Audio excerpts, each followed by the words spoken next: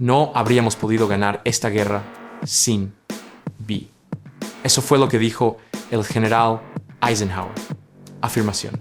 No estaba hablando de tanques o aviones, pero sobre el Jeep, una tosca máquina de 4 cilindros que llevaba todo el ejército de los EIUU sobre sus espaldas. Pero la historia encierra una cruel paradoja. Mientras que el nombre Jeep se convirtió en una leyenda inmortal, el creador, Willys Overland, fue completamente borrado de la memoria del mundo.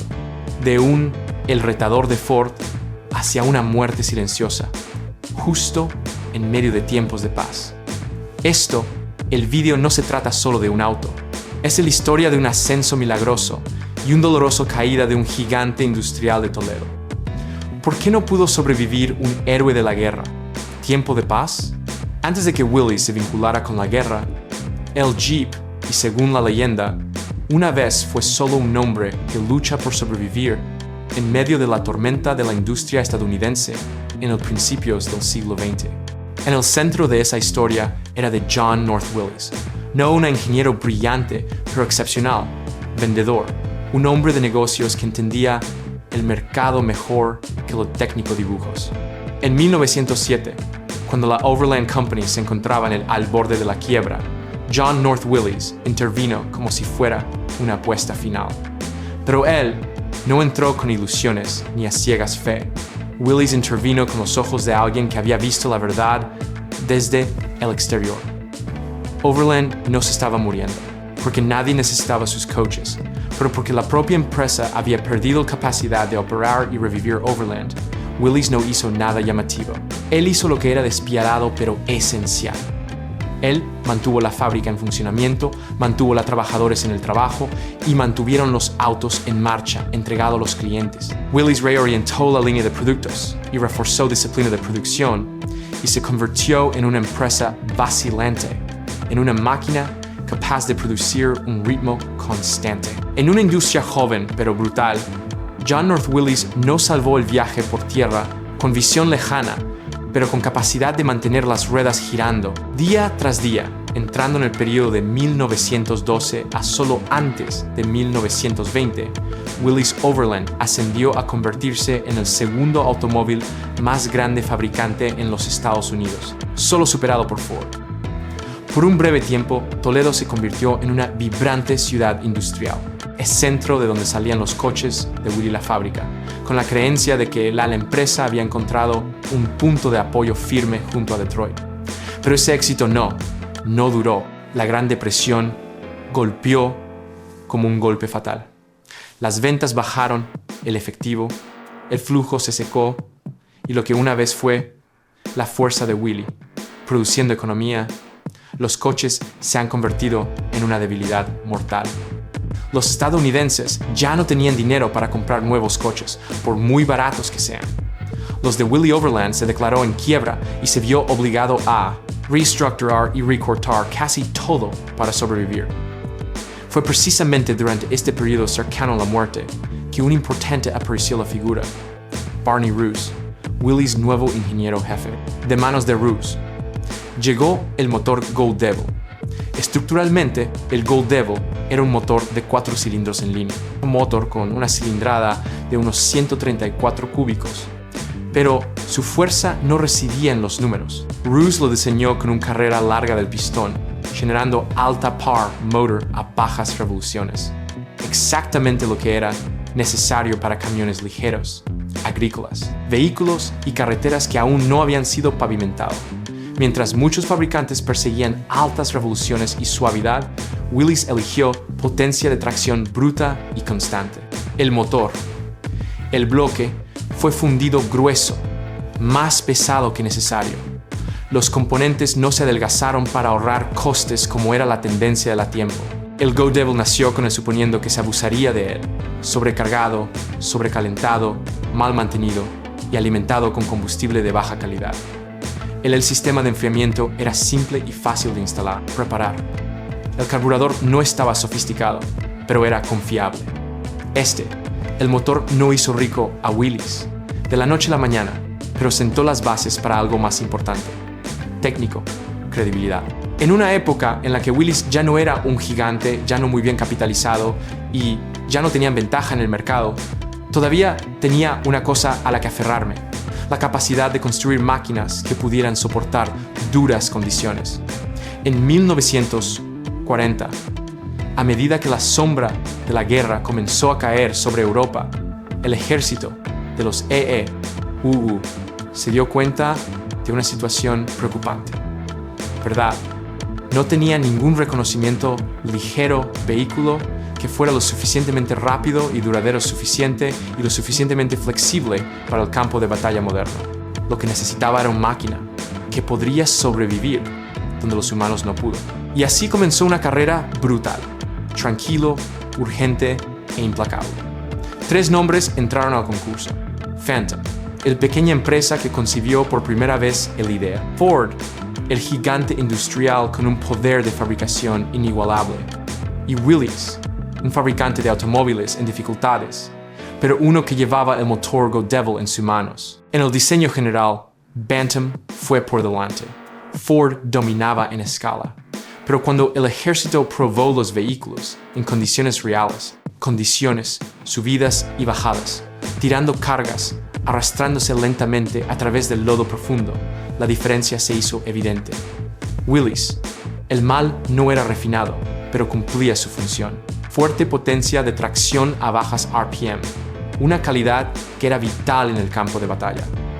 Con una producción de alrededor de 60 caballos de fuerza, significativamente más altos que sus rivales. El motor permitió que el vehículo, para superar retos que no el plan podría describirlo completamente, los EIU.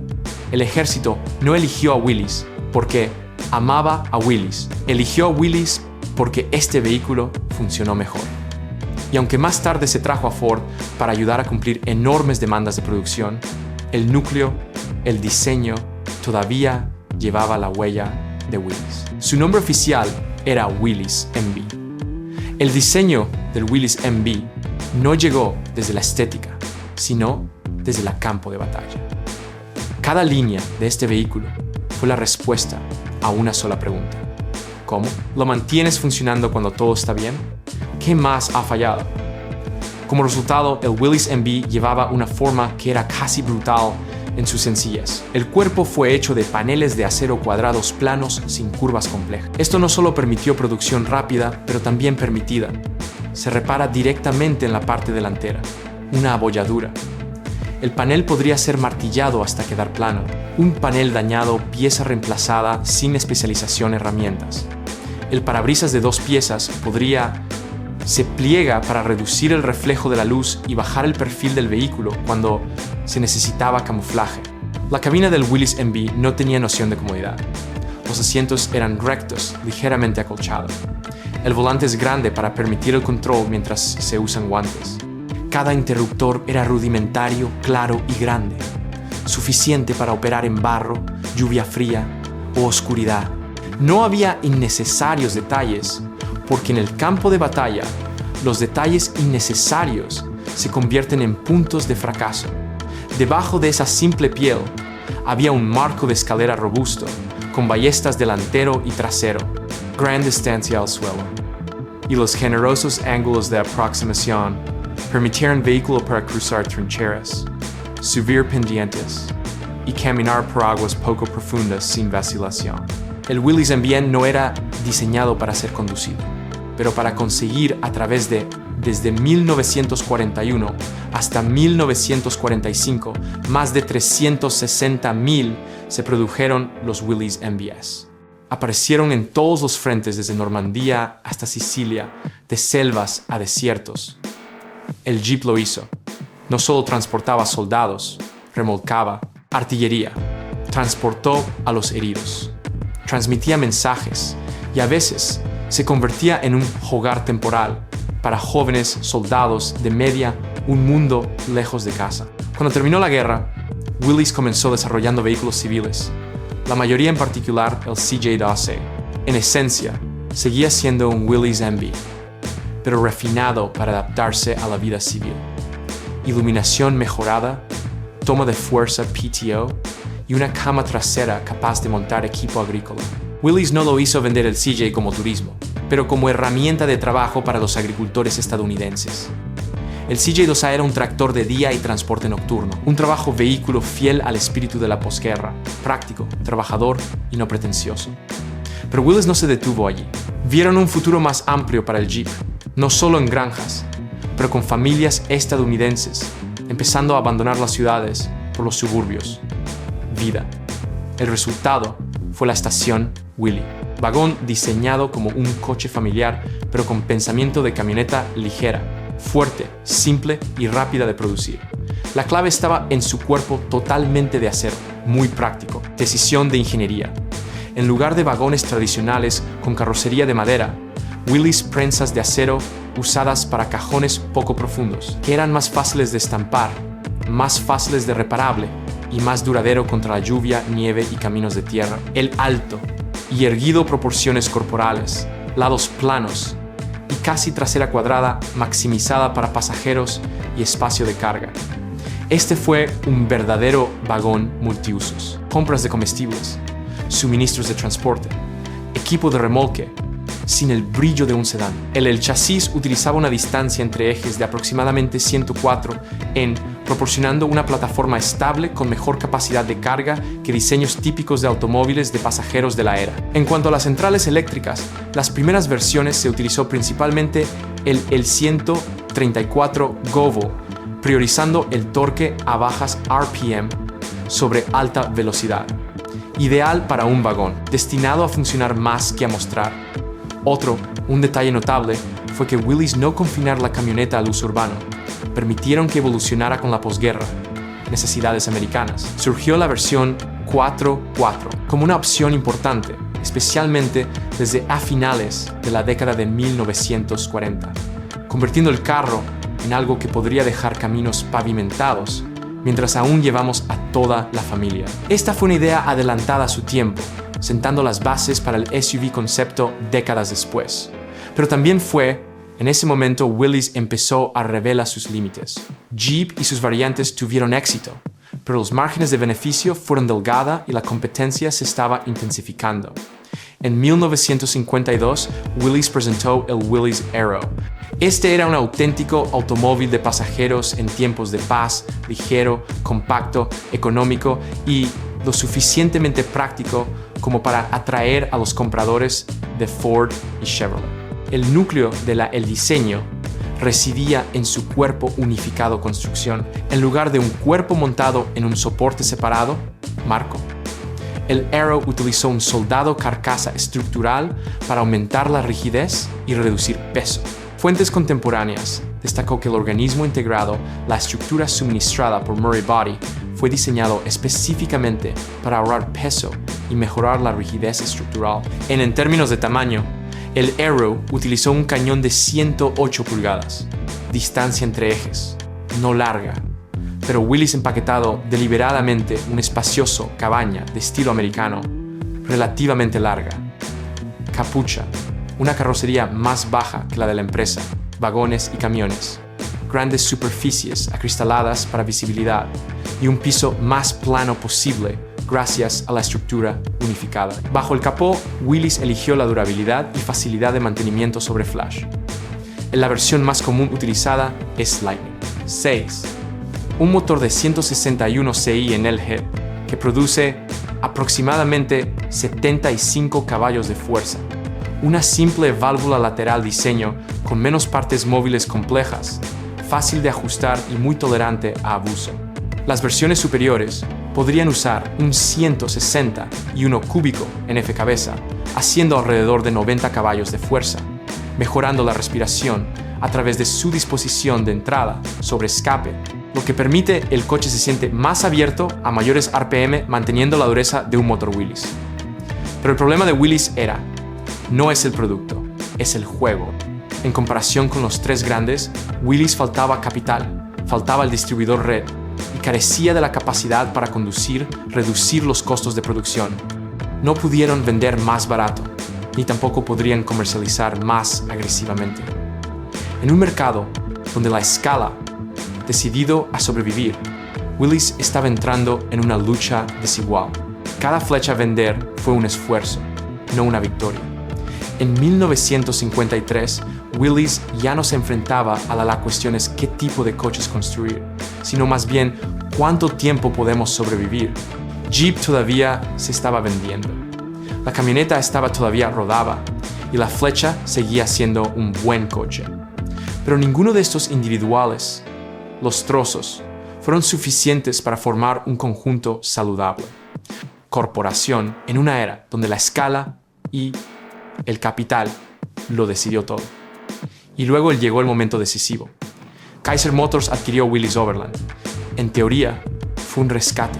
En realidad, fue una admisión de que Willys ya no tenía la fuerza para valerse por sí misma. La empresa pasó a llamarse Willys Motors. Pero el precio estaba claro. El Willys Aero. El automóvil de pasajeros fue terminado en Estados Unidos. Fue una estrategia fría en decisión. Chrysler no tenía intención de enfrentando a los tres grandes de frente en el mercado de sedanes. En cambio, optaron por centrarse completamente en Jeep. Lo único Willys lo hizo mejor que nadie. A partir de ese momento, el automóvil, el espíritu de Willys, llegó oficialmente a su fin. No había más ambiciones de competir con Ford o Chevrolet en las carreteras de Estados Unidos. No más esfuerzos para diseñar nuevos sedanes. Willys se convirtió en una empresa construida alrededor de Jeep, más eficiente como negocio, pero más pobre en identidad. Esta transformación se convirtió inconfundible en 1963, cuando el nombre Willys desapareció de el signo en su conjunto. La empresa pasó a llamarse Chrysler Jeep. Los vehículos seguían rodando, la fábrica corrió, pero el nombre, una vez estampado en los cuerpos de los Willys MBS de la época de la guerra, ya existía, solo en la memoria. Jeep siguió creciendo, pero se había convertido en una marca tan grande que ya no era necesario mencionar lo creador. En 1970, cuando Chrysler Jeep fue vendido a American Motors Corporation, la capítulo final de Willys Overland oficialmente cerrado. El nombre que tenía ocupa el segundo lugar en los Estados Unidos. Durante la década de 1920, que había contribuido a la victoria en la Segunda Guerra Mundial, ahora existía en ningún documento corporativo. Mirando hacia atrás, en todo el viaje de Willys Overland, hay una verdad. Esto es a la vez amargo e innegable. Willys creó una leyenda tan grande que la propia leyenda se tragó el nombre que le dio origen. Jeep sobrevivió, evolucionó y se convirtió en un símbolo global.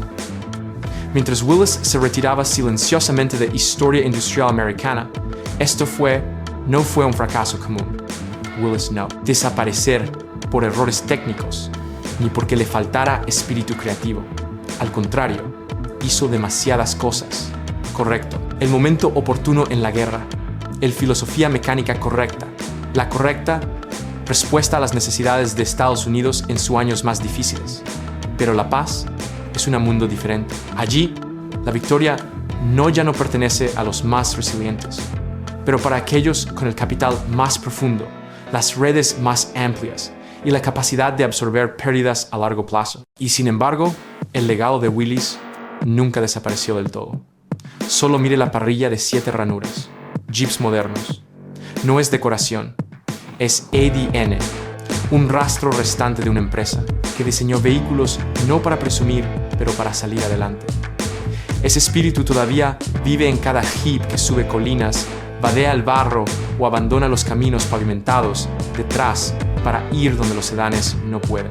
El legado también vive en la comunidad de aquellos que restauran los Willys MB, CJ2A y camionetas familiares. Las personas que no veo estos vehículos como objetos de colección, pero como piezas de la maquinaria de Estados Unidos memoria. En pequeños garajes, en mercadillos de intercambio, en viajes todoterreno de fin de semana, el nombre Willys todavía se habla en voz baja, pero con profundo respeto. Willys representa una especie de América que una vez existió. Un lugar donde un pequeño fabricante de automóviles podría surgir en medio de crisis, ayudar a ganar una guerra global y luego aceptar la retirada cuando el juego cambió. No amargura, sin adornos, solo máquinas que siguen funcionando.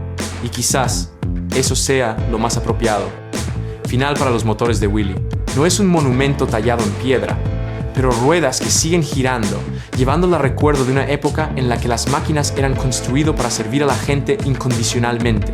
no consentirlos. Si alguna vez Haas tenía un Willys o un Jeep antiguo, compartía tu historia en los comentarios. Y si tú quieres seguir explorando lo olvidado, capítulos de la historia automotriz estadounidense con nosotros. No olvides suscribirte al canal porque algunas leyendas no necesitan ser pronunciadas en voz alta, solo necesitan para ser recordado de la manera correcta.